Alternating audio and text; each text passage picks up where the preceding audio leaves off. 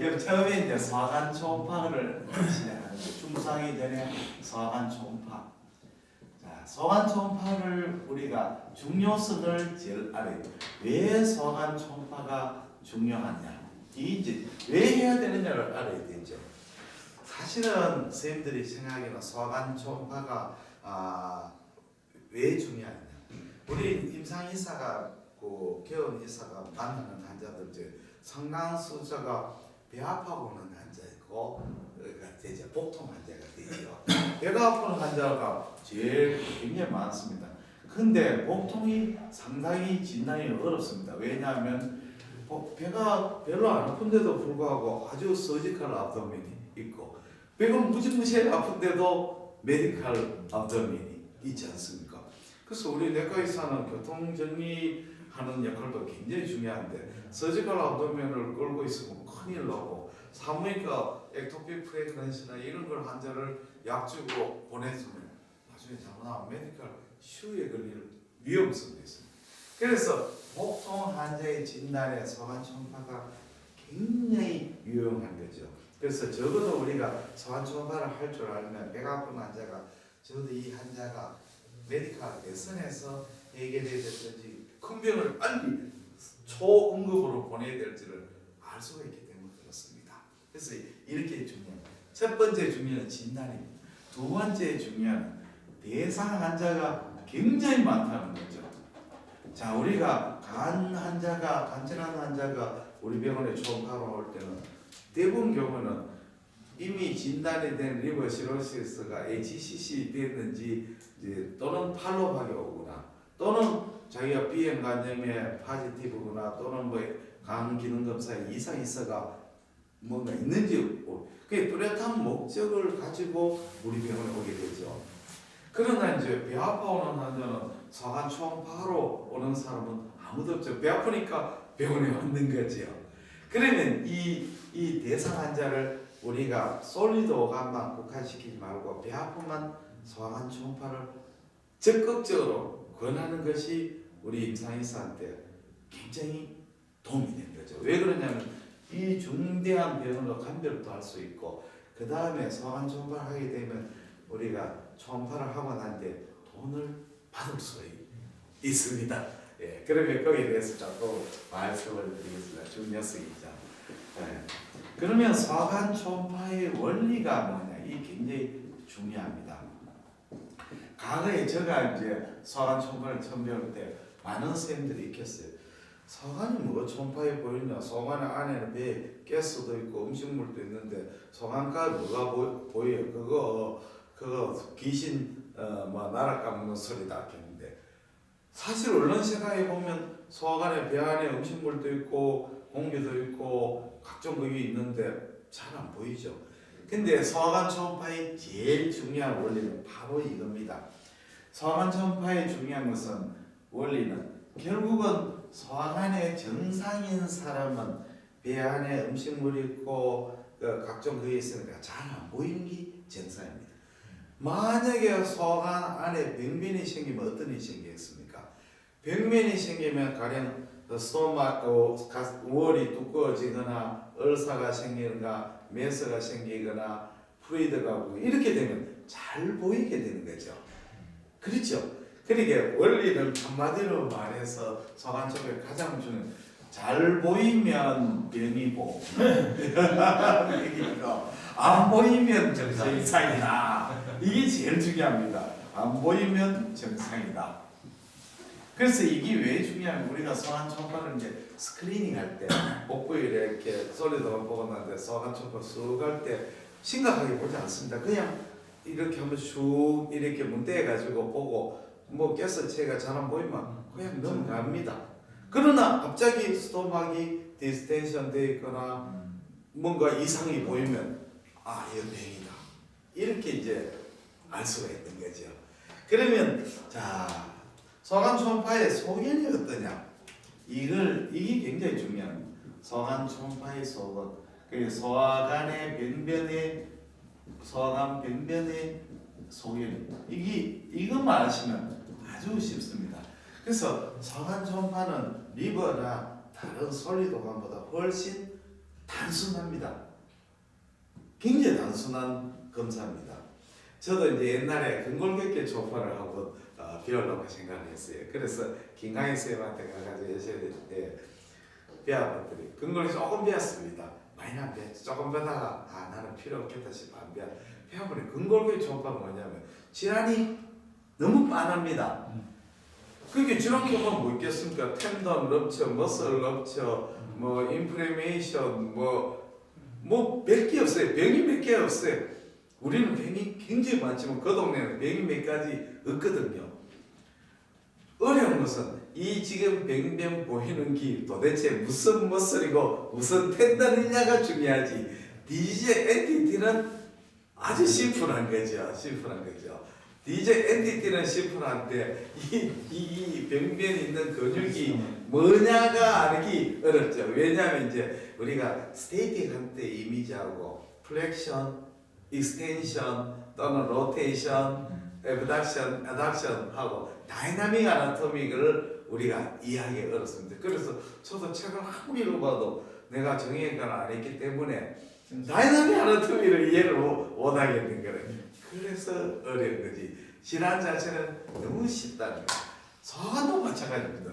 소관도 병변이 뭐다는 이야기를 쉬운데 진짜 어려운 것이 여기 위치가 어디냐가 때로는 더 병변 질환보다 어려운 지가 되겠습니다. 그러면 병변에 대해서 이제 말씀. 소아관 병변은 8가지밖에 없습니다. 병이 디지즈가 8가지밖에 없습니다. 그렇게 하면 전부 다 놀래요. 8가지밖에 안 되느냐? 가거든요. 8가지 한번 한번 보겠습니다. 첫째 소아관병에는 뭐예요? 자, 소아관에 병변이 생기면 내강이 확장이 되겠죠. 그렇게 내강 확장되는 거는 여러 가지가 있습니다. 밑에 옵스트럭션에 의해서도 되는 거고, 밑에 컴프레션에 의해서도 되고, 어쨌든 내강이 밑으로 내려가지 못하면 옵스트럭션 상부는 딜라테이션 되는 거죠. 딜라테이션 됩니다. 그러면 자 이렇게 소아관이 있는데 이 부분에 튜머가 생기거나 또는 뭐 튜머 아이로도 좋습니다. 바깥에서 컴프레션 하거나 어쨌든 또는 뭐가 있습니까? 파라리틱 일리어스 멘치로 일리어스가 생기거나 어쨌든 옵스트럭션, 컴프레션, 일리어스 뭐 여러 가지에 의해서 소아관의 내강이 프록시멀 쪽에 내강이 확장이 되죠. 자, 내강이 확장되면 알기가 쉽죠. 내강이 안되시면 여간에 플루이드가 보이거나 음식물이 보이거나 이래서 옵스트럭션 상부는 딜라테이션 되는 거죠. 이거는 초보로서 알기가 쉬운 거죠. 자, 두 번째는 아주 중요한 소견이 맥비우입니다. 맥이 두꺼워지는 거죠. 소아관백이 두꺼워지면 정상에서는 백이 아주 얇습니다. 우리 보통 이제 뭐 소아관백에서 가장 두꺼운 데가 스토막이 엔트럼 쪽이 두껍지요. 두껍고 콜론이나 이런 쪽 월이 한 4mm 정도 백이 두께가 됩니다. 그래서 거의 잘 안 보입니다. 콜론이나 스몰 바나 콜론 월은 잘 안 보입니다. 그럼 스토막 월은 상당히 두꺼우니까 잘 보이게 되죠. 그럼 백이 비유가 된다. 그럼 가령 스토막이 우리가 이제 스토막 캔서 같으면 저 스토막 이렇게 보입니다. 여기 밑에는 판크레아스가 이렇게 있고 판크레아스 스토막이 이렇게 월이 두꺼워지죠. 이렇게 월이 엔트럼 월이 자 엔트럼 월이 두꺼워집니다.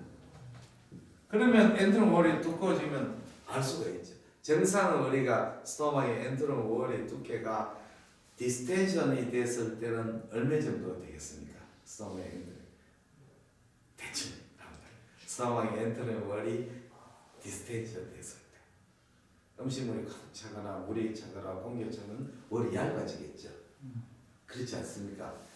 반대로 안에 내용물이 없을 때는 조금 두꺼워지겠습니다. 그렇죠. 두꺼워지지 않습니까? 러프하게 계산할 때는 책마다 다 틀립니다만 이제 엔트럼 위 전장부 경우에는 전장부는 얼마쯤 되겠습니다. 대체로 3에서 6mm 정도 됩니다. 6mm 정도 되고 이게 이제 전장부에 그 디스텐션 됐을 때 컴프레션 됐을 때는 6에서 8mm가 버림이 됩니다. 그래서 10mm 이상 되면 이건 매각하게 두꺼워지는 겁니다. 그래서 성월이 어쨌든 10mm 이상이 된다면 이거는 뭐든지 해도 두꺼워지는 겁니다. 15mm 이상 되면 이거는 거의 말리는 시 가능성이죠. 이건 명백한 비유죠. 명백한 비유고 15mm는 추모 종양에 의해서 두꺼워지는 경우가 많습니다. 그래서 요거는 내강이 컬랩스 됐을 때, 이제 이건 디스텐션 됐을 때 정상선. 예, 그렇죠. 정상이죠. 정상이고 요거는 컬랩스 됐을 때 좀 더 두껍게 나와요. 자, 그래서 백비유는 원인이 인플레메이션일 수도 있고 말리는 것이 있어요. 인플레메이션 될 때는 어큐트 인플레메이션은 백이 두꺼워지더라도 청구조가 유지되는 거죠. 그건 나중에 또 설명해 드리겠습니다. 말리는 것이 되면 어디 청구조가 부서지죠. 그죠? 앱셀륨에서 추모가 생겨 안으로 파고 들어가니까 그리고 크로닉 인플레메이션 또 파이브로시스가 생기가 청구조가 부서지는 거죠. 예, 그렇게 됩니다. 나중에 자세한 또 이야기를 하겠습니다. 자, 그 다음에 우리가 이제 내강에는 어떤 게 있겠습니까? 종양이 생기면 바깥으로 돌출을 하든지 안으로 돌출하게 되겠죠. 자, 그러면 초음파에서 추모가 이렇게 있다. 추모가 있다. 이게 안으로 폴리포이드하게 자라거나 또는 이런 주로 이제 캔서들은 앱셀륨이 생긴 캔서들은 이런 식으로 자라게 되겠죠. 자, 그럼 서브 앱셀리얼 투모, 기스트라든지 뭐 이런 것들이 바깥으로도 안으로도 자랄 수 있고 바깥으로도 자랄 수도 있죠. 자, 이렇게 바깥으로도 자랄 수가 있습니다. 그렇게 익스트라 루미널로 자랄 수가 있죠. 그로잉 할 수 있죠. 뭐 기스트 같은 거겠죠. 이런 거. 자, 우리가 이제 초음파가 좋은 점은 이런 종계 현상이죠. 종계. 우리가 내시경은 안쪽에 있는 앱셀륨성에 있는 종양은 아주 기가 막히게 찾을 수 있는데 바깥쪽으로 나간 종양 알기가 어렵는 거죠. 그래서 초음파가 때로는 도움이 많이 됩니다. 저도 초음파를 기스트로 발견하고 림포마도 발견하고 그랬거든요. 그래서 나중에 조금 더 설명. 그래서 종계가 생기면 초음파로 알 수가 있습니다. 특히 안쪽으로 자란 종계는 작은 종계를 더 못 찾습니다. 어느 정도 커야죠. 바깥으로 자란 종계가 오히려 더 초음파가 디텍션이 더 잘 됩니다. 안쪽 내강보다는 당연히 안 그렇게 했으니까. 예. 그 다음에는 을사가 있습니다. 을사, 궤양이죠. 자, 궤양이 있으면 초음파로 궤양이 작은 궤양일 때는 찾기가 어렵습니다. 궤양이 어느 정도 커야만이 우리가 찾을 수 있습니다. 1호전 정도 작으면 우리 초음파의 그 해상 범위를 벗어나는 겁니다. 어느 정도 궤양이 커야만이 우리가 초음파로서 위궤양을 찾아낼 수 있습니다. 그러면 궤양이 되면 어떤 패턴으로? 자, 앱셀륨이 이렇게 내강이 이렇게 있으면 여기가 이제 제1층이 고에코고 제2층이 저에코고 제3층이 고에코죠. 서브무코사죠. 제4층이 저에코죠. 이건 머슬층입니다.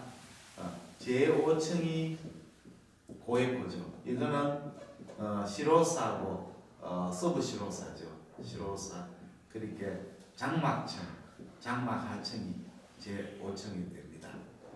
장막 하층이고 요거는 근층이고 근육이고 요거는 고에코는 점막 하층, 서브 무코사죠. 그 다음에 제1층은 뭐냐면 점막층이죠. 점막층 중에서 깊은 심부 점막층이죠. 제1층은 뭐냐면 고에코는 초음파가 이렇게 앱셀륨하고 만나면서 부딪히는 경계면 저의 고에코죠. 그래서 우리가 초음파를 하는 것은 매질의 초음파의 매질의 투과도가 틀리는 물질이 딱 만날 때는 그 경계면에 고에코를 생깁니다. 초음파 빔 쭉 가다가 물 가다가 세포하고 만나버리면 초가도가 틀리는 물질을 만들 때는 강한 반사를 형성하게 되죠. 우리가 그 헤파티시스트에는 어떻습니까? 헤파티시스트 보면 시스트에 이렇게 물이 있죠. 시스트 물 아닙니까? 여기는 무에코죠. 여기는 시스트의 앱세리움이죠. 앱세리움이죠. 그러면 이 초음파 빔이 통과하면서 물하고 앱세리움은 음양 기회차가 굉장히 크거든요. 그래서 초음파의 시스템은 어떻습니까? 이렇게 보시면 이 포스테널 월이 굉장히 고에코로 보입니다. 그렇죠? 왜 그러냐면 물하고 앱세리움은 음양 기회차가 크기 때문에 그렇습니다. 자, 그러면 궤양이 있을 때는 궤양이 심하게 되면 어떤 변화가 생기냐? 궤양이 심해지면 울서가 생기고 파모가 들어가죠. 이제 상당히 좀 들어가야 됩니다. 울서가 생기면 주위에는 인플레이션이 생기게 되겠죠. 울서 부분은 되고 주위에는 인플레이션이 생기면 염증이 생기면 저역으로 나오게 되죠. 그래서 어떤 형태는 청이 요래 가다가 요렇게 파먹어 들어가면서 저역코죠. 울서 부분에. 그리고 센터 부분은 울서에 네크로틱 머티리얼이라든지 이런 것이 들어가니까 그거는 고에코로 보여야 되겠죠. 여기는 중간 부분에 울서의 니해죠. 여기는 고에코로 보입니다. 여기는 울서의 네크로틱 데브리 이런 거고, 요거는 주위의 염증. 자, 이게 왜 중요하냐면 우리가 이제 초음파를 볼 때 앱세리움에 스토막이나 앱세리움, 장안 앱세리움에 공기라든지 음식물이 붙어 있으면 고에코로 나오는데 이게 울서인 건지 그 내강에 있는 그런지 구별을 안 되는 경우. 중요한 것은 이 고에코가 있고 반드시 고에코를 둘러싸고 있는 저에코가 있어야 돼요. 그게 없으면 울서라고 인식이라고 말할 수 없는 거죠. 이해가 되시죠? 예. 그 다음에 이제 네 번째 소견. 굉장히 쉽습니다. 초음파 이긴 거 다 합니다. 보면 자, 초음파의 네 번째 소견은 이런 겁니다. 자, 울서가 이렇게 이제 이렇게 있고 울서 중에서인데 이렇게 다이버티큐라이티스 되면 울서가 이렇게 돌출하게 되겠죠.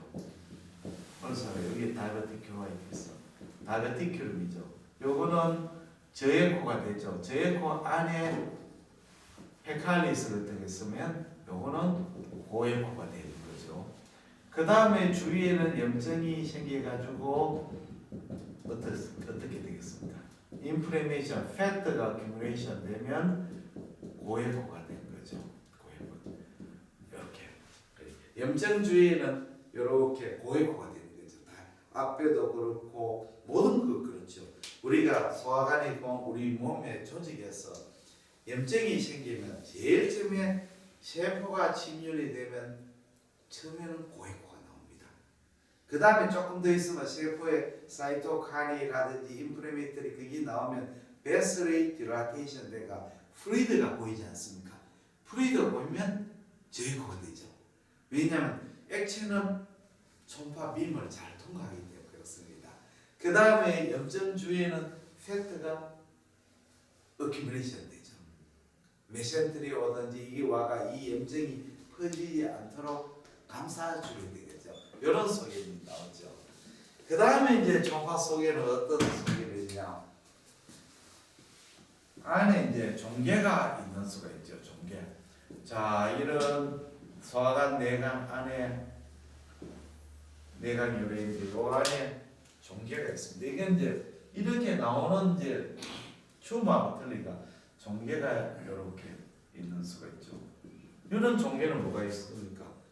스톤, 베조아도 나올 수도 있고, 피토 베조아도 넣을 수 있고, 골스톤이 밑으로 빠져나 골스톤 일리어스도 있을 수 있고, 포린 바디도 있을 수가 있죠. 이런 거는 이제 이거하고 튜머하고 틀리게 뭐가 동반 섀도를 동반하게 되죠.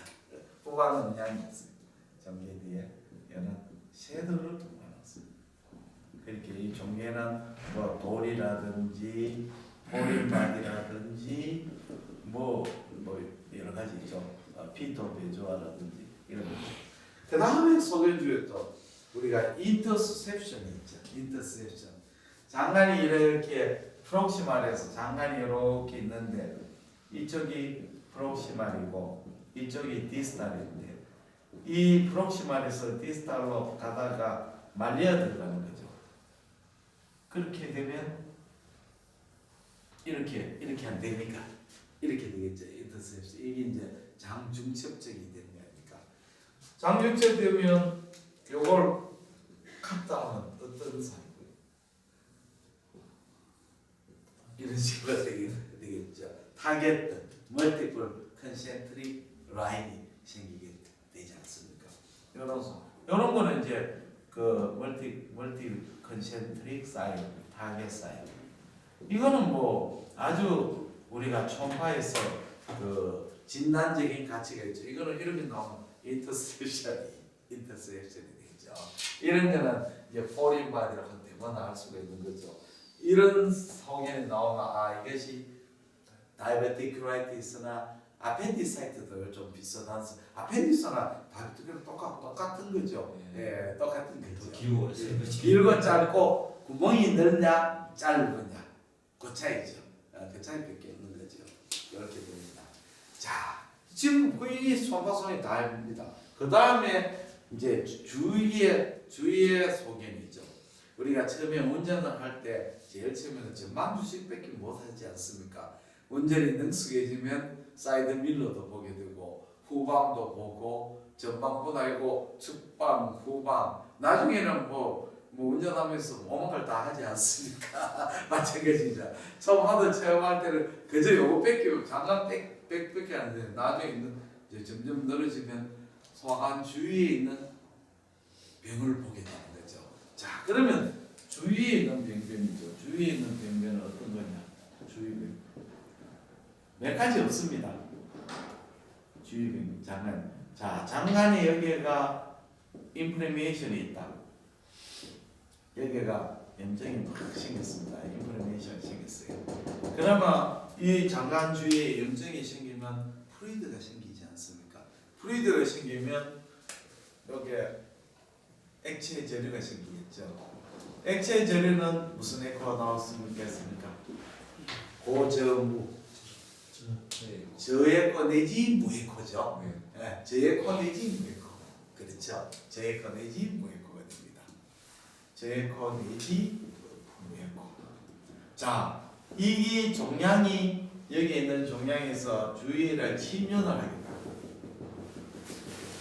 종양부터는 이제 메센터를 뚫고 나갈 거 아닙니까? 시로사를 뚫고 종양이 뚫고 나가죠. 뚫고 나올 때는 경우에 따라 고에코일 수도 있고 저에코일 수도 있습니다. 종양의 성질에 따라서 종양 자체가 고에코로 보이는 것은 뚫고 나도 고에코, 저에코일 때는 저에코. 어쨌든 뚫고 나가면서 뭐가 없어지겠습니까? 월이 디스럽션이 생기죠. 구별이 안 되게 되는 거죠. 그래서 이 장갑백하고 이 주위하고 구별이 안 되겠죠. 자, 그 다음에 우리가 종양이 주위로 파고들면 림프노드가 정대가 되겠죠. 인플레메이션도 림프노드가 이렇게 림프노드가 커지죠. 자, 인플레메이션 림프노드하고 종양 림프노드가 조금 틀립니다. 인플레메이션 림프노드 경우는 길쭉하지요. 그러나 종양의 림프노드는 동글동글한 거죠. 동글동글하죠. 나중에 그것도 말씀을 드리고요. 그 다음에 이제 뭐가 생겼습니까? 여기에 종양이 생기면 림프노드, 프루이드, 종양의 침륜, 그 다음에 팩트가 염증이 있으면 팻이 어큐뮬레이션 되죠. 팻 어큐뮬레이션. 이거는 고에코가 되는 거죠. 자, 그러면 왜 그러면 팻이 고에코가 됩니까? 우리가 정상인 사람은 복강 내에 팻이 있는데 팻이 양이 적고 염증이 없을 때는 에코제네시티가 저에코가 됩니다.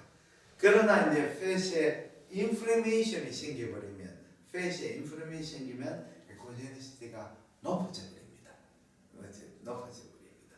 그래서 염증 주위에는 우리가 단골 손님으로 오는 것이 액체 저류, 염증의 침륜, 림포노드, 패드 키브레이션.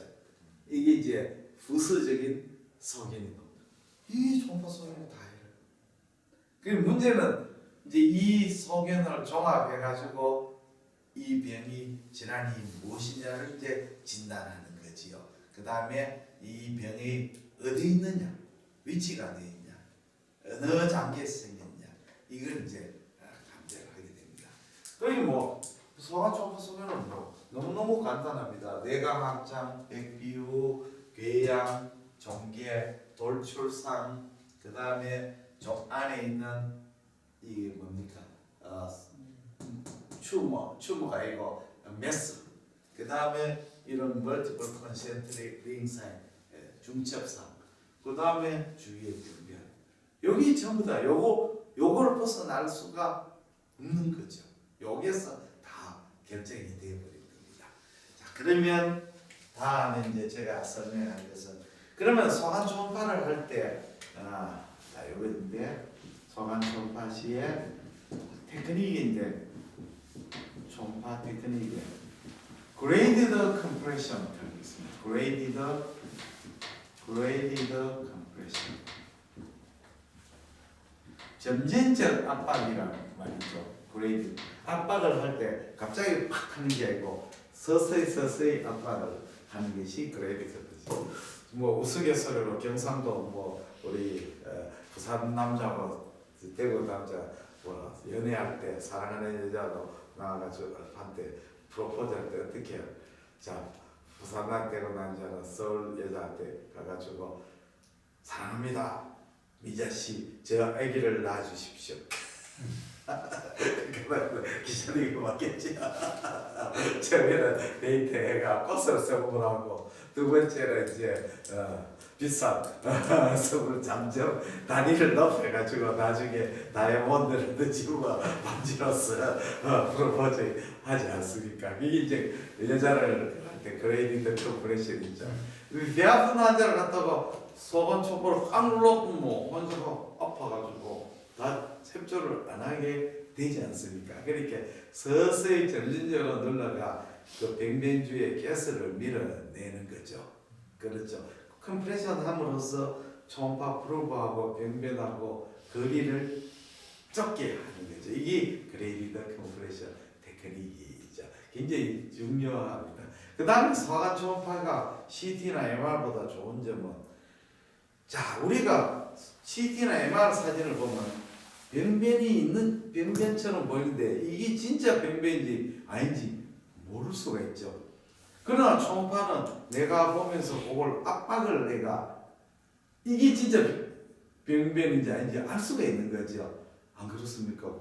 우리가 CT를 볼 때 CT 볼 때 히스토리를 별로 안 주면 내가 요 병변 보이처럼 보이 이게 진짜 질환이 하고 관계가 있느냐를 코리레이션 시킬 수 있는데 초음파는 아주 이게 좋은. 그 다음에 초음파를 하게 되면 닥터 페이션트 리레이션십이 상당히 좋아집니다. 왜냐하면 배 아픈 환자가 왔다. 그냥 제일 그분은 피지컬도 안 하고 배 아팠어요.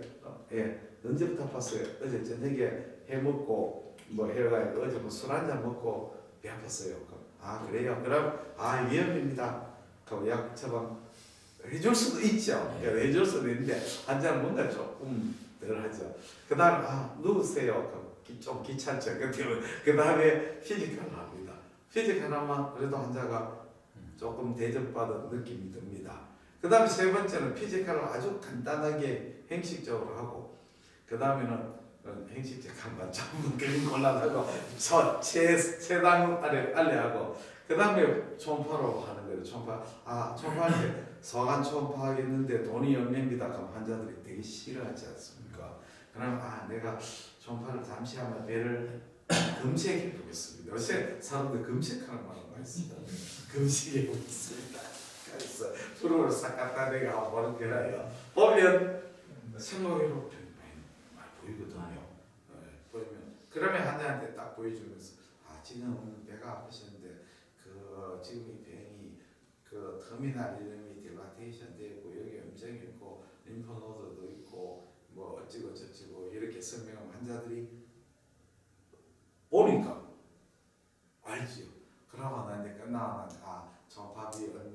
수납하겠습니다. 하면 대체적으로 리젝션 하지 않습니다. 그러니까 이제 뭐 이렇게 하면 좀 상스러운 말 같은데 고스톱 할 때 이제 관을만 자꾸 몰락하지 말고 피만 열심히 모으면 나중에 피도 점수가 제법 됩니다. 우리가 저거 할 때 자꾸 이제 큰 거만 하락하지 말고 작은 것도 자꾸 많이 하면 퇴근할 때 이렇게 결산해 보면 그것도 괜찮은 수입이 됩니다. 환자들도 좋아합니다. 생각해요. 그리고 가장 좋은 사람은 이런 분입니다. 아, 우리 애가 배가 아픈데 빼지 장면인데 그거 좀 알아주세요. 또 그건 정말 고마운. 그러면 걱정하시면 내가 앞에 확실하게 찾아드리죠. 하고 이제 앞에 검사 딱 하고 승은 뭐입니다. 하면 환자들은 아주 즐겁게 물론 사진을 CD로 꼽아 드리는 거죠. 드려야죠. 우리나라 사람은 진짜 컨설테이션으로 돈을 안 주려고 보면 꼭 뭔가 CD라든지 하다못해 사진 한 장이라도 줘야 돈을 주려고 하는 국민이죠. 그래서 좀 그런 점이 있습니다. 그러면 이제 이걸 하고 그 다음에 소관 초음파 중에 아펜딕스 초음파 스캔법을 또 이제 시작하겠습니다. 원장님은 그 환자 초음파하면은 환자 원하는 CT를 다 만들어 줍니까? CD를 그냥 뽑아가 줍니다. 아유. 돈 받을 때 돈을 안 받을 때는 안 뽑습니다. 돈 받으면 네, CD 당연히 CD를 뽑아줘야죠. 환자 원하지 않아도 그냥 다. 아니죠. 환자도 이야기를 하죠. 이제 대부분 다 뭐 CD 받은 안 받아 돈은 똑같으니까 CD 드릴까요? 그러면 안 합니다. 돈을 받겠습니다. 하면 자동적으로 CD는 그냥 나가는 거지. CD 한 장 얼마 됩니까? 뭐 그러니까. 뽑는데 시간 뭐 얼마 걸립니까? 그냥 스위치만 넣으면 진짜로 꼽히지는데요. 간단한 거지. 그러면 소관 초음파 중 아펜딕스를 찾는 법을 강의하고 그 다음에 빔으로 또 설명을 드리겠습니다. 자, 아펜딕스를 우리가 찾는데 아펜디사이티스에서 아펜딕스 찾는 거는 뭐 환자 아픈데 그대로 갖다 대면 어디가 제일 아프세요? 손가락을 짚어보세요. 그 자리에 갖다 대면 뭐 대부분 알 수가 있죠. 그러나 이제 조금 심통이 애매모호할 때는 이게 아펜디사이트인지 뭔지 모를 때는 이제 그 트레이싱을 해가 보는 게 좋습니다. 왜냐하면 아펜디스 하면 아는 것도 다이베틱 큐라이티스라든지 여러 가지 병이 있을 수가 있으니까요. 그래서 시스테믹하게 보는 게 좋습니다. 자, 이게 이제 복부를 같으면 아펜디스 찾는 방법이 여러 가지 있습니다만 저는 이제 어떻게 하냐면 여기 라이트 키드니가 있습니까? 키드니가 있으니까 저는 이제 라이트 키드니부터 먼저 스캐닝합니다. 이렇게 라이트 키드니를 이제 종으로 보면 초음파상에서 이렇게 라이트 키드니가 이렇게 보이고 리버가 이렇게 보이죠. 라이트 키드니. 그래서 여기서 키드니 종단상을 보고 프로브를 이렇게 이제 이동하게 되는 거죠. 네, 이동을 하게 되면 이제 두 번째는 어떤 상이 나오느냐면 키드니가 이렇게 라이트 키드니가 있고 여기에 헤파틱 플렉서스가 보이죠. 여기 이제 헤파틱 플렉서스, 어센딩 콜론이 보이죠. 그래서 요거를 이제 확인하고 그 다음에 세 번째는 이제 요 프로브를 쭉 따라 내려오는 거죠. 점으로 내려오면 자 요렇게 어센딩 콜론이 이렇게 보입니다. 어센딩 콜론이 이렇게 보이죠. 어센딩 콜론. 여기 이제 하우스트라입니까? 하우스트라죠. 이럴 때 이제 이거 우리가 보는 포인트는 두 가지입니다. 첫째, 어센딩 콜론의 이 하우스트라 안에 있는 내용물이 솔리드하냐, 워터리하느냐 이게 중요하죠. 대체적으로 이제 콜론에는 내용물이 플루이드를 섭션을 하기 때문에 내용물은 대체로 솔리드하죠. 고액 솔리드한데 콜라이티스나 이런 게 생기면 아무래도 이 바울이 빨리 가니까 플루이드로 섭션할 시간이 없으니까 안에 내용물이 솔리드하지 않고 워터리한 게 또는 세미솔리드. 그걸 보고 두 번째 진짜 중요한 거는 요겁니다. 자, 요걸 볼 때 요 위에 보시면 월이 보입니다. 눈이 밝은 거 보입니다. 눈이 처음에는 안 보이는데 월이 보입니다. 요 월이 있습니다. 요 월이 두께가 3, 4mm밖에 안 됩니다. 월이 요걸 봐야 됩니다. 요걸 보러 대변을 보려는 게 아니고 요 월을 봅니다. 월을 딱 보고 내려옵니다. 물론 다 안 보일 수도 있습니다. 그러니까 중요한 건 안 보이는 것은 신경 쓸 필요 없는데 갑자기 월이 두꺼워지는 것이 문제가 되겠죠. 그렇죠? 그래서 만약에 콜롬 캔서 같은 경우는 이렇게 월이 가다가 어떻게 되겠습니까? 여기 이 부분이 월이 두꺼워지겠죠. 그렇지 않습니까? 콜롬 캔서 월이 두꺼워지거나 또는 다이버티클라이트에서부터 어떻겠습니까? 이렇게 가다가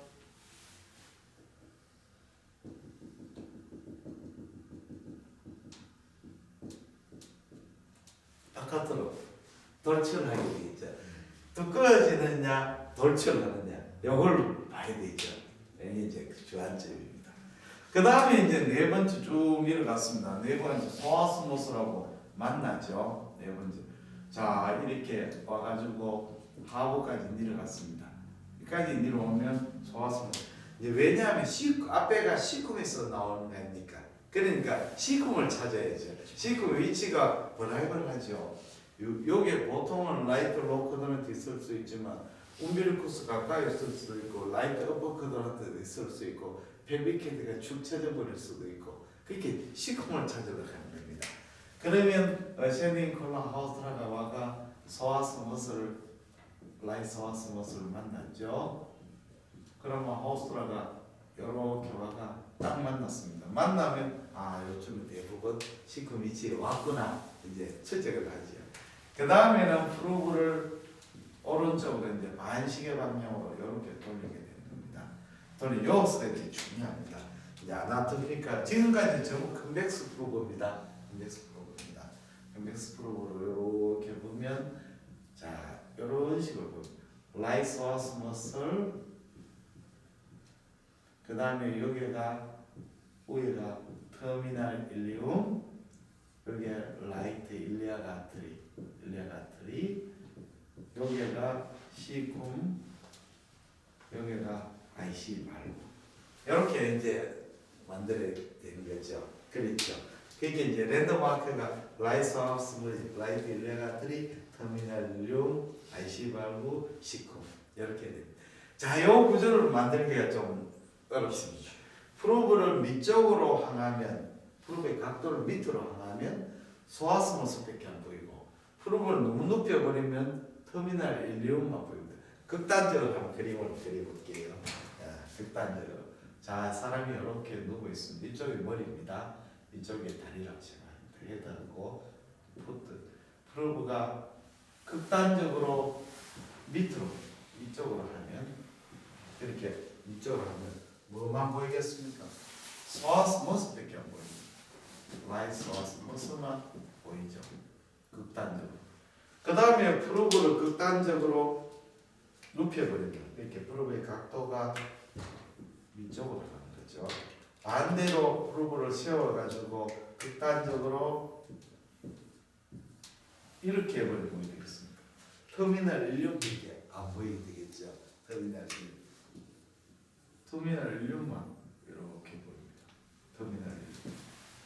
그래서 제일 중요해서 이 각도를 조정을 해가지고 라이트 소아스모스의 어퍼 마진과 터미널 1륜의 포스테리어를 한 화면에 위치하는 거죠.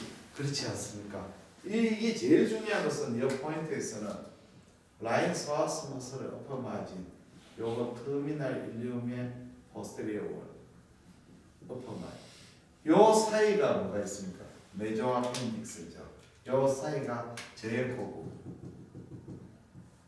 저의 코 메조 아펜딕스죠. 요걸 찾는 게 제일 중요한 메조 틈새죠. 우리 축구에서 말하자면 축구의 저는 늘 이야기합니다. 축구의 가장 멋있는 골은 장거리 중장거리 쇼스 해가지고 골대에 꽉 맞는 그거는 별로 좋은 공 아닙니다. 그냥 힘없이 떼골떼골 구불러가 골대 그러면 원바운드로 골 라인에서 원바운드로 맞탁 구불러가 그냥 골대 하나 쓱 넘어가는 거. 그렇게 살락하면 골대하고 골키퍼하고 수비수의 발 사이에 그 틈새를 아주 가볍게 밀어야 되죠. 차는 게 아니고 밀어야 되는 거죠. 차면 안 돼요. 살짝 밀어야지. 땅바닥을 깔아야죠. 공중으로 뜨면 안 돼요. 땅바닥을 깔아야죠. 그래야 골키퍼가 못 잡지 않습니까? 골키퍼는 높은 거 다 잡아냅니다. 펀칭하죠. 땅바닥에 깔리면 못 잡습니다.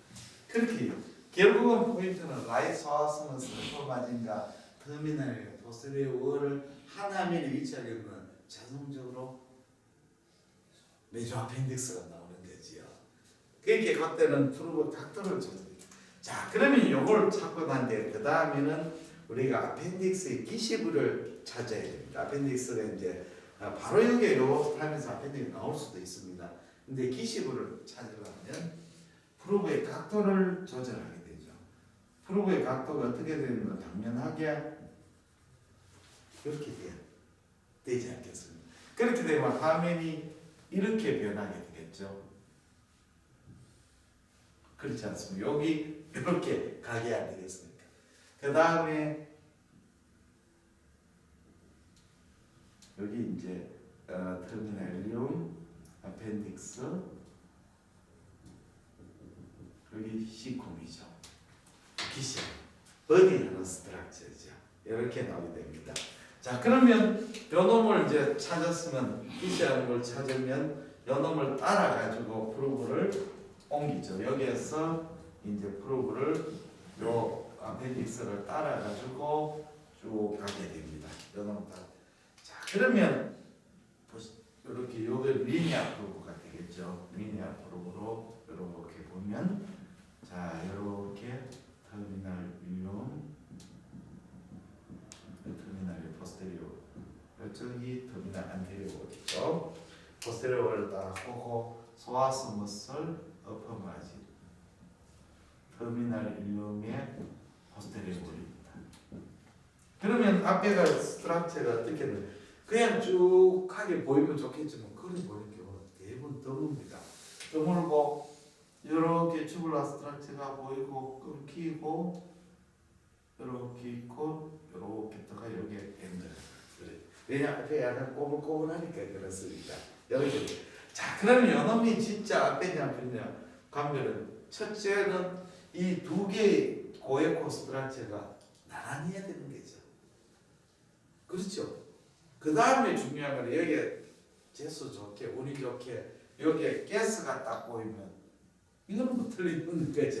가스가 있는 스트럭처는 여기 앞에 밖에 없으니까 이런 가스에 의한 고에코가 보이고 고에코 보이고 요 월은 고에코죠.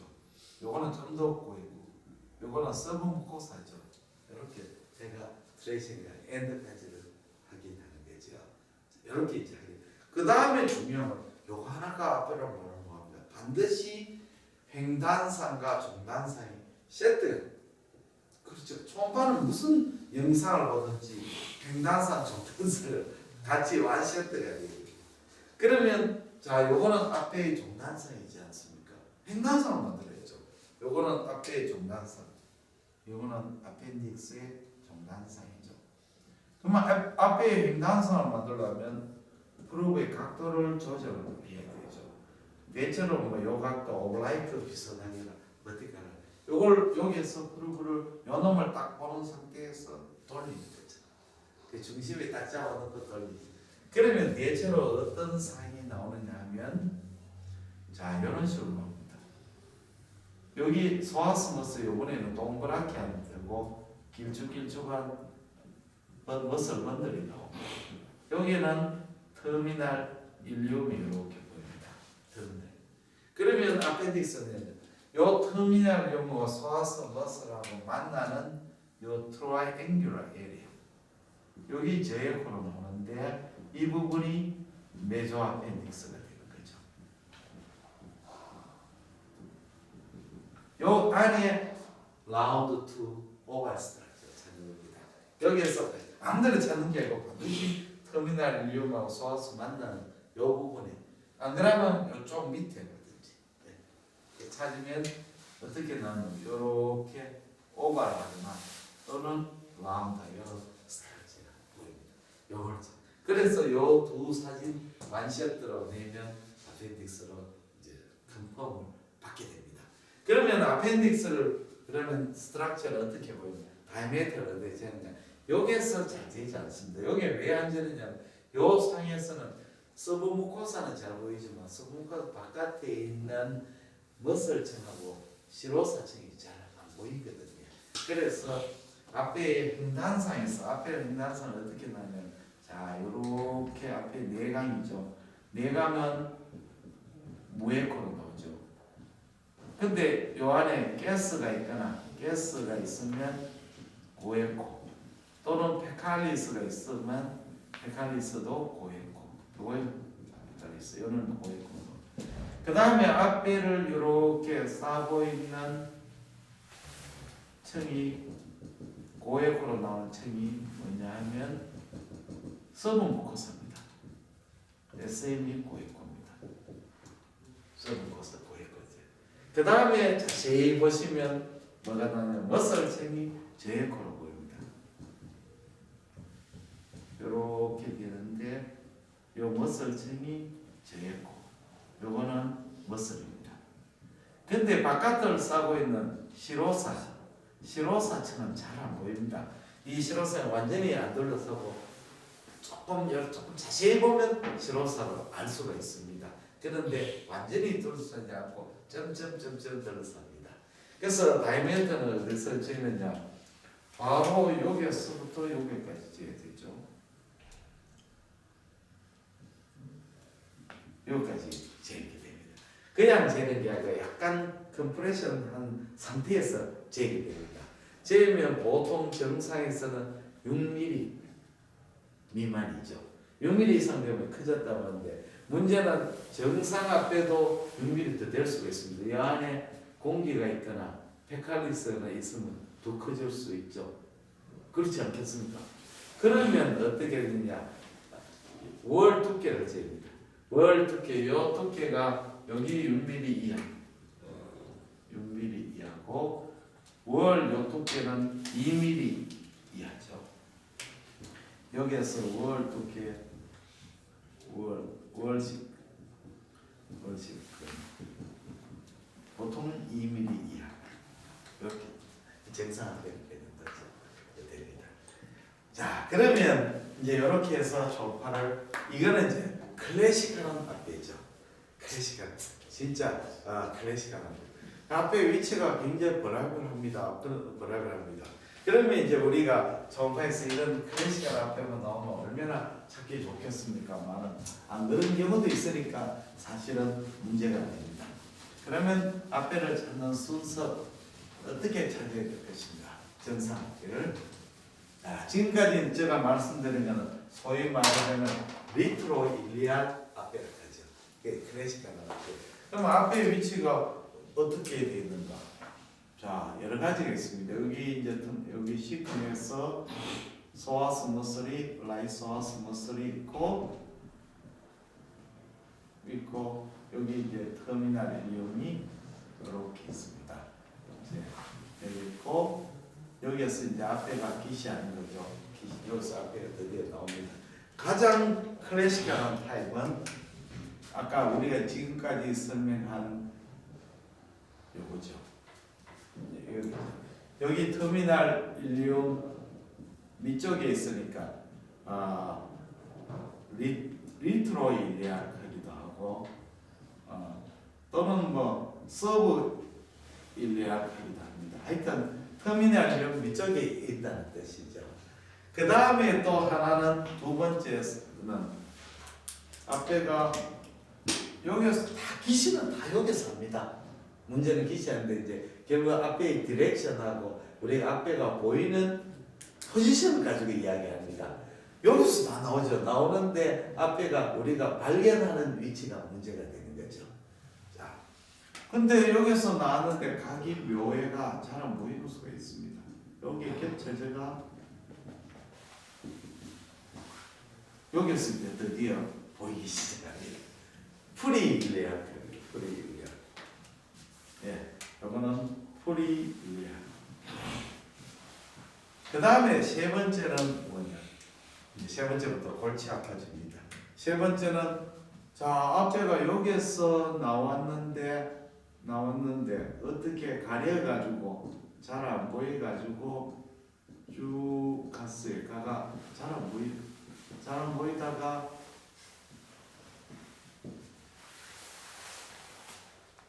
헬미 캐비티예요. 헬미 캐비티예요. 펠릭 앞에 이렇게 하죠. 펠릭 앞에. 그게 이제 결국 이거는 로케이션을 따지는 겁니다. 앞에가 어느 쪽 갔든 발견되는 위치가 펠릭 캐비티 깊숙하게. 그 다음에 앞에 또는 서브 시컬, 시쿰 아닙니까? 시쿰 위쪽으로 가는 앞에가 있습니다.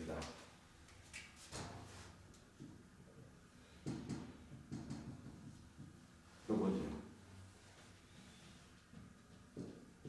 서브 시컬. 그 다음에 이런 것들 리트로 콜링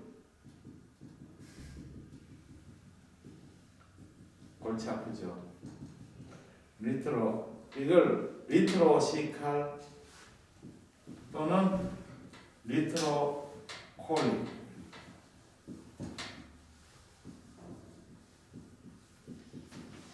이렇게 진짜 찾기 어렵죠.